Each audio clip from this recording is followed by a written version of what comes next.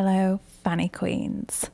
Welcome to my YouTube channel, where I, Sarah, are going to take you through what to pack for your surgery, baby. Yeah! Surgery is such a scary time. I remember I had nothing and no one, and I felt so sick and I didn't know what to pack, if I needed a bag, if I didn't need a bag, what to take. So I'm hoping this can help ease those worries that you may have. Now, because I'm so fabulous, I actually have a free surgery packing ebook. This is it here, and it covers everything I'm going to talk about in this video and everything that you will need to navigate your surgery journey. And I also have another free of charge ebook, which is products for surgery. So everything is linked, all the products are linked, and I've covered the UK and the US. Head over to www.fannydiaries.com and you can download them there. Mwah. Love you. Do you even need a bag? I was told I didn't really need a bag because it was a quick day in and out procedure like getting a tooth pulled. Are they crazy? Are they crazy? It was nothing like getting a tooth pulled. Oh, okay. I'm going to use myself as an example. My surgery check-in time was 7 a.m. and I was meant to go down at 10 a.m. but my surgery got delayed and I didn't end up going down until after 5 p.m. That's why I was kept in overnight. So you just never know. You never know what's going to happen on the day. I then had complications, which are very rare. I don't want to scare anybody. And then I had to go to 2 other hospitals. For me to have a bag packed was the best thing I could have done for myself because it just came with me. I actually went in an ambulance at one point and my mum could just throw it in. Most of the stuff I didn't even use in the hospital. I used during recovery anyway. So now we've covered all that. Let's pack your bag, baby. Woo! Number 1, pads. This is in no particular order, by the way, this list. Pack some. Just trust me and pack some of your own. I went down to surgery in the paper pants, you know, those thin things, and I actually woke up with nothing on except a pad slapped between my legs. I was like, okay. Now we're not talking a normal pad. We are literally talking like a nappy / diaper. The most itchiest, scratchiest, uncomfortablest material. Obviously I was really thankful to be given one, but just take your own. Just take your own. I literally love, if you're in England, I call TOTM, it stands for time of the month, the nicest pads. They're organic cotton. They're so soft, like a mattress for your vagine, a mattress for your fanny. Thank me later. And for my USA Fanny Queens, I am currently using Rael, R-A-E-L. You can find them in Target, in Walmart, on Amazon. Again, not sponsored, just what I am liking at the moment and what I'm using and what I can recommend. Mwah. Granny pants. When I tell you granny pants changed my whole life, what was I doing? Lacy underwear that would eat my ass before granny pants. I don't think I've gone back. I think I'm a convert, a granny pant convert. So basically, your stomach, when you come out of surgery, your stomach will be so swollen. Depending what you prefer, it's personal preference. You either are going to want underwear that sits on top of your stitches or below. If you're going for above, I'd size up a few sizes just so that it's loose and it's not pulling on anything or catching on anything. Obviously, you'll be swollen as well. The joys. And I also go for 100% cotton. Number 3, peppermint tea. I should be a poet. So you will likely have some gas pain, some trapped gas pain in your shoulder. I'm just going to warn you, it's not the most pleasant. It took me a bit by surprise. You'll also likely be freezing when you wake up from surgery. It's so cold in the theatre room. So a nice cup of tea will warm you right up. I was really lucky. My first hospital had them, but my second 2 didn't. So definitely take your own peppermint tea bags. Let's throw them in the bag. Pillows for the car ride home. If you don't listen to any advice from me, I don't blame you. But just listen to this one thing. When you're driving home, you'll have your incisions. You'll likely still be swollen. You'll have the trapped gas. There's a lot of potholes in the roads out there. You will need to take a couple of pillows and you can put one under your seatbelt. You can put one over it.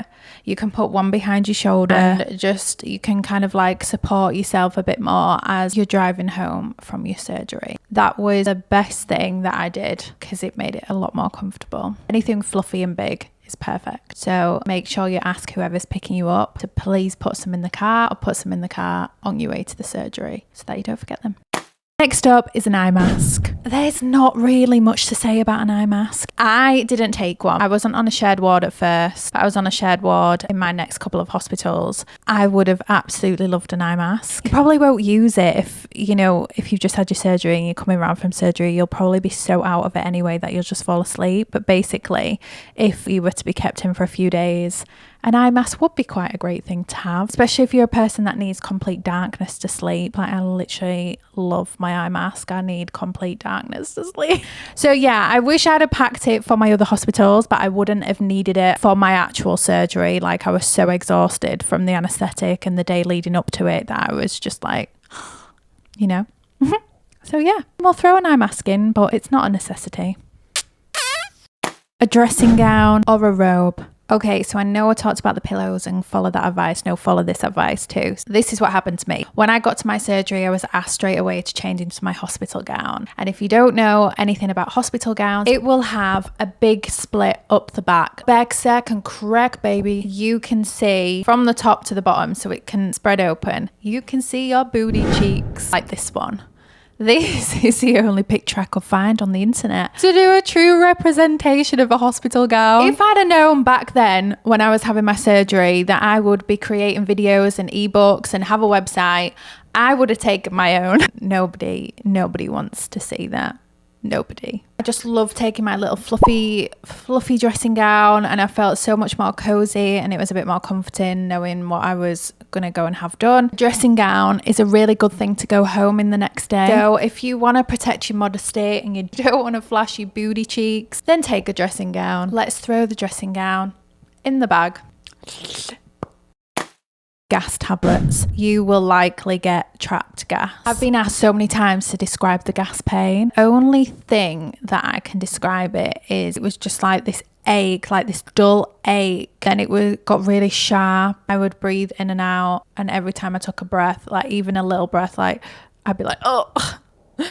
It just like almost winded me because it was just so sharp. For the gas pain, keep walking around to prevent blood clots. Like, just shift that gas around your body quicker. Woo! There's like lots of different things that you can take. So the ones that I used were the Rennie gas tablets. I'm putting a picture here. They're in a little like yellowy orange box, and I got them from Morrison's. You can also use peppermint capsules, activated charcoal. However, I've just recently learned with activated charcoal that it can mess with medication, so definitely check with your surgeon before you take it. So these are probably more helpful for at home during recovery rather than in the hospital. I took some just in case, but I did find that I didn't take them in the hospital, but I used them outside of the hospital and they're amazing.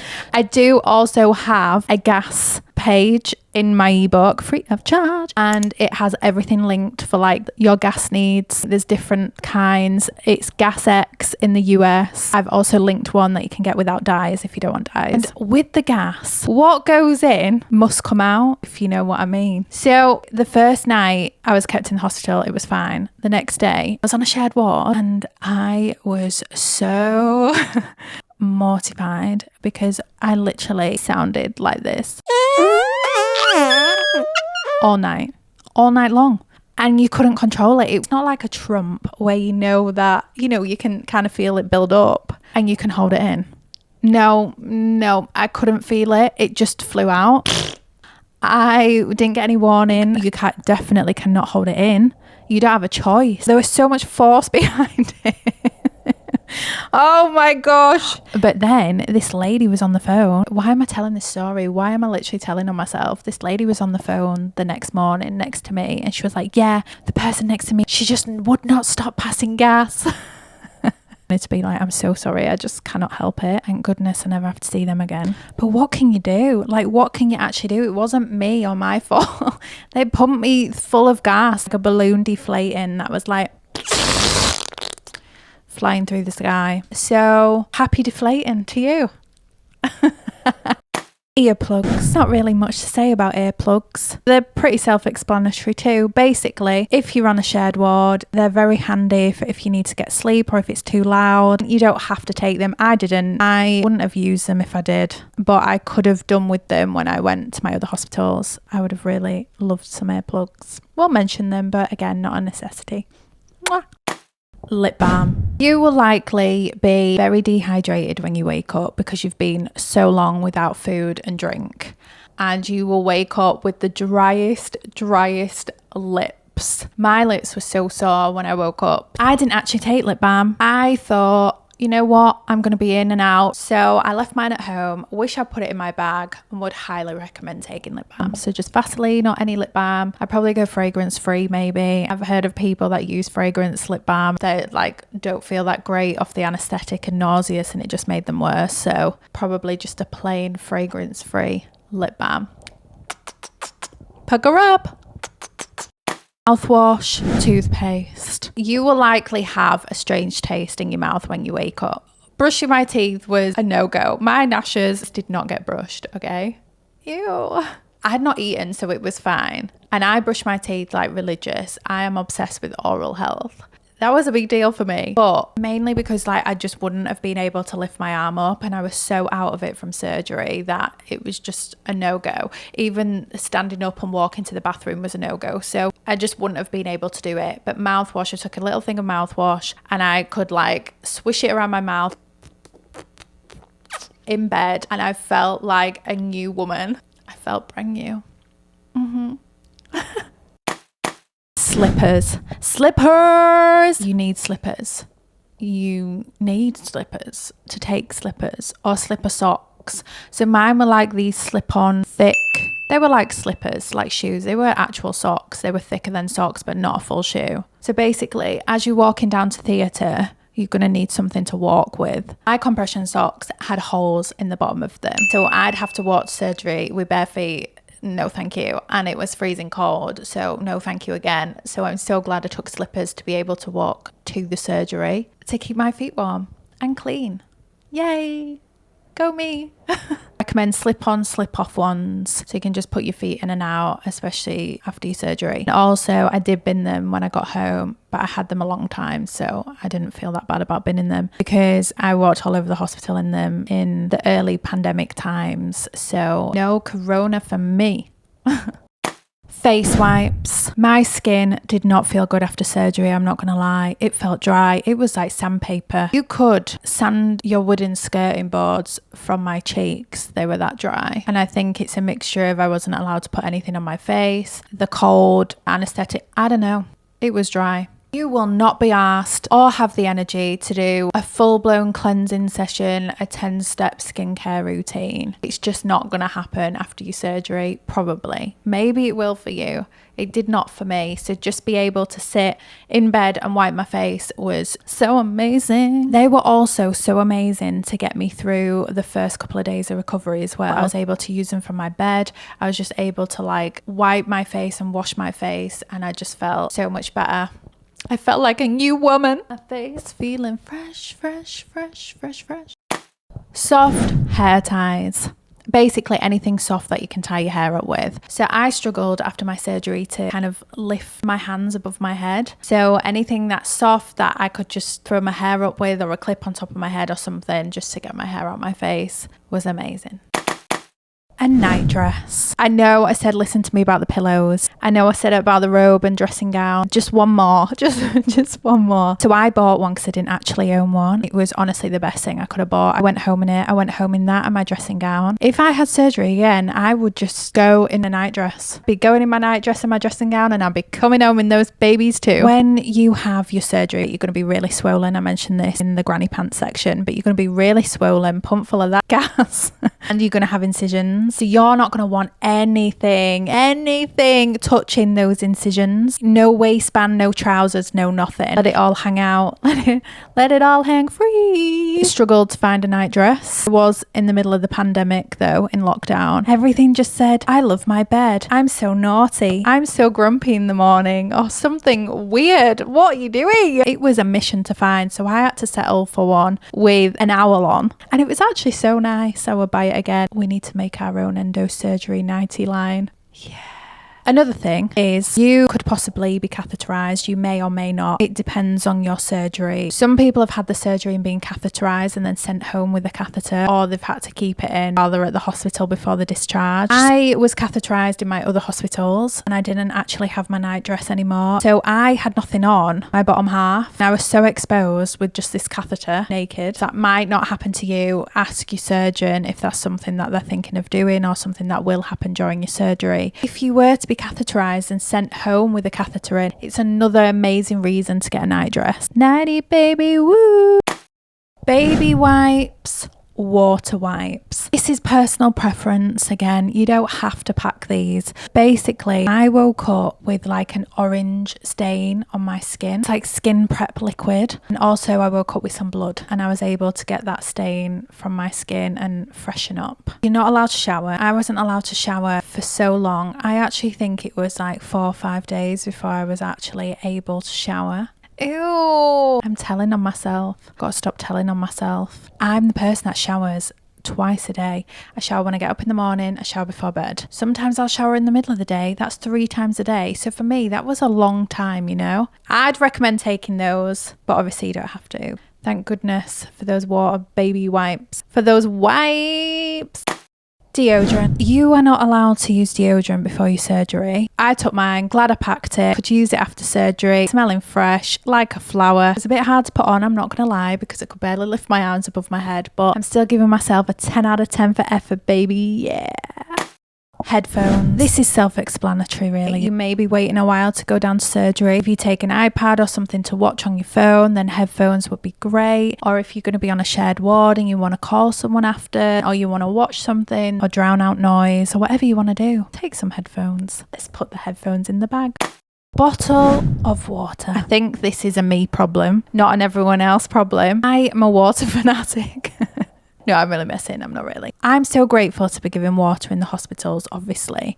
But I just find, this might just be from my own personal past experience, but there's just something about the hospital water that just doesn't slap right. Do you know what I mean? It just tastes like hospital. It just tastes a bit funny to me. It is cute though, you know, when it comes round in those little blue jugs. It's so cute. Someone told me once, they were like, oh, I got a yellow jug. And I'm like, a yellow one? I've never seen a yellow one. That is special treatment. Take your own water. I took my own, so I could have a big drink of water after. I was so dehydrated, so I'm so glad I took my own. And I can only swallow tablets with like a fizzy drink. It's weird, I know, I'm weird, but I took one of those too. So I took a bottle of water and something fizzy, like a Lucozade or something. I can't remember what I took. And I fancied something fruity when I woke up, to be fair, so it was amazing. So yeah, take your water. Stay hydrated. Chewing gum, mints. You could possibly wake up with the driest mouth or a weird taste in your mouth. You also might not have the energy to brush your teeth or use mouthwash. So just put a thing of chewing gum or mints in just to be able to get your saliva moving so you don't have a dry mouth anymore. A battery pack or an extra long charging cable for your phone. I took a battery pack and it saved my ass. When I was taken to another hospital, I feel like a broken record, this is all I'm saying. When I was taken to another hospital, we weren't allowed visitors. You weren't allowed to communicate with anyone. There would have been no way for me to communicate with anyone if I did not have this battery pack. So I'm so glad I took it. And also, when I was waiting to go down to surgery, I was waiting a long time and my phone battery would have gone. And I didn't have a plug near my bed. When I came round from surgery, I was wheeled but quite far out, if you know what I mean. So I was nowhere near. And the last thing I would have needed was to like scramble. I wouldn't have been able to plug it in myself. I'd have had to call someone to plug it in. I don't know how I would have used it. So I'm team battery pack, but people also recommend taking an extra long phone charging cable that you can plug your phone into. I got mine from Amazon. I would highly recommend taking one because you just never know how long you're going to be there. You never know what's going to happen, how you're going to keep in touch with people. So I would definitely recommend packing that. Happy charging! Moisturizer face cream. This might not be necessary. I woke up with the driest skin. It was so dry. You might not have the energy to even apply moisturizer to your face. I didn't. No one was getting anything out of me, let alone my face getting any moisturizer. I wish I'd taken some with me. I made my mum put it on for me when I got home, but I definitely wish I did take some with me. So maybe just put a little pot in there. Not a necessity, but I wish I'd have taken mine and it would have made me feel really good about myself and my skin would have thanked me for it. Throat lozenges. I was really lucky when I woke up. I didn't have a sore throat really. Some people do wake up and get a really sore throat. It's from the tube down your throat. It was nice to have some lozenges because I fancied something fruity and I got to suck on those when I woke up. So I would highly recommend packing them just in case you're the person with the sore throat. Snacks. I took snacks with me. I actually took some cheese and onion crisps. Don't ask me why I put those in my bag. I don't know. Some chocolate digestive biscuits. in a plastic container. I can't go anywhere without food. I cannot go to someone's house without food. I have to take food wherever I go. So for me, I had to take snacks. It was just a no-brainer. But you might not use them, you might not need them, so it's up to you if you pack them in your bag or not. And whilst I didn't eat them in the hospital because I was so out of it, there was not enough time, there was just too much going on, it was handy for when I got home for next to my bed for recovery. They were already pre-packaged by moi and I could just munch on them in bed. So I would highly recommend creating some for your recovery. If I'd have come round from surgery earlier on my original time that was planned, I probably would have tucked into them. If I was to do surgery again, yeah, I'd probably still take some chocolate digestives. McVitie's, woo! What I would give for a chocolate digestive. I'm currently in America at the moment. We don't get chocolate digestives, and I would just do anything for a McVitie's or a malted milk. The nice biscuits, oh, they're nice. It reminds me of primary school. If you went to primary school in the UK, did you get like those malted milks and nice biscuits while you sat on the floor cross-legged singing Cauliflower's Fluffy and This Little Light of Mine? This little light of mine, cauliflower's fluffy and cabbage is green, woo! Socks. My feet were freezing. I don't know if it was the hospital or the fact that my compression socks had a hole. I don't know what the crack was, but I was absolutely freezing. My feet were shivering. And you know what they say? Warm feet, warm uterus. And we don't want a cold uterus after we've just been through that surgery. I took fluffy slipper socks and I would absolutely take them again. So definitely put a pair in your bag. Any socks would do, really. Not tight ones though, because my compression socks were quite chunky, so definitely didn't want like tight trainer socks. Something a bit looser and a bit fluffy to keep you cozy. iPad or book. You may be waiting a while before your surgery, so you'll need something to distract yourself, whether that's a novel or a show, something from Netflix. I downloaded Sex and the City. I literally love that show so much. It's like my comfort show. To try and distract myself, but it didn't work. Every time I heard footsteps coming near my door, I would freak out. My heart would sink. I did not distract myself at all. I was so nervous. I felt sick. You may take it and not use it. I would highly recommend taking something to try distract yourself and try pass the time. So let's add them in the bag. What did I wear to the hospital? Basically, I overthought what I was wearing to the hospital so much, and it was so crazy because there's no need to. It's likely the minute that you get there, you're going to get asked to change into a hospital gown anyway, so it doesn't really matter. I was treating it like I was going to the airport for a holiday. I wanted to get my outfit just right. What was going through my head, I have no clue. If only future Sarah could tell past Sarah what the chuff to wear, that would be great. I went with the mindset of what I'll wear there, I'll wear home. So I wore like leggings, were quite tight, so that was my first mistake. Thinking I'm gonna come home in those leggings. I wore Ugg boots. I wore like a zip up hoodie, and I didn't wear that coming home. I came home in a dressing gown, my slippers and my nightdress.